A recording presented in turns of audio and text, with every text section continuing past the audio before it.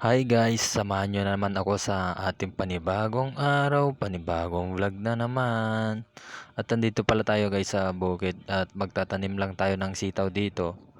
Dahil nga sayang lang din kung nakaano lang dito sa bahay. At ito nga yung update sa ating maisan mga lods dito sa pinaka baba ng ating maisan. Bali namatay pala yung ibang maisan natin dito kaya okay lang yan. Tataniman na lang natin ng sitaw. Kaya ito yung sitaw na itatanim ko mga lods. At ito na nga mga lods ay nagsisimula na nga tayo na buksan yung sitaw na dinala natin dito. Konti lang pala yung nakuha nating buto dito mga lods dahil nga panggulay lang naman at saka hindi naman to pang benta. Sayang lang din kasi yung lupa dito na natatambay lang at ito ay may buto naman tayo ng sitaw kaya itatanim na lang natin. At kahit nga konti lang yung maitatanim natin, at least may maitatanim tayo.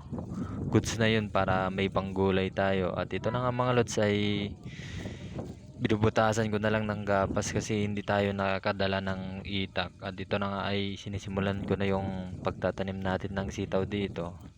Sipag lang talaga ang puhunan natin para sa araw-araw natin pangkabuhayan. Dahil kung tamarin ka ay syempre wala kang makakain. At ito na nga mga lods ay natapos na tayo dito sa pagtatanim at ayan na nga ay nilagyan na nga natin ng tulos yung ating tinanim na sitaw dito mga lods. Bali 2 eras lang pala yung nalagyan natin at 2 eras lang kasi yung natin nataniman natin kaya at okay na rin yan mga lods dahil nga panggulay lang naman natin. At nagpapasalamat pala ako sa ating solid supporters mga lods. At samahan nyo na ako guys, puntahan yung kalabaw natin. Ito na nga guys ay binigyan lang natin ng damo yung ating kalabaw. Ito tayo agad guys kasi kukuha pa tayo ng pagkain ng ating baka. Ayan guys, so dito pala yung daanan ko guys. At ito guys ay nakakuha na rin tayo ng pagkain ng baka guys. Yan o. Yun pa yung kasama niya. Bali naubos na pala yung nandito guys sa malapit sa tubig yung mga tinanim natin na pagkain ng baka. Bali wala na tayong makukuhang pagkain ng baka at magdadamo na lang tayo kasi naubos na rin. At ito na guys ay naitali na natin yung pagkain ng baka. Iuwi na natin.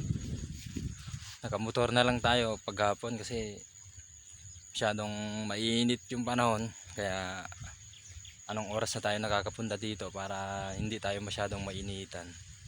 Kaya uwi na ako guys. Bye bye.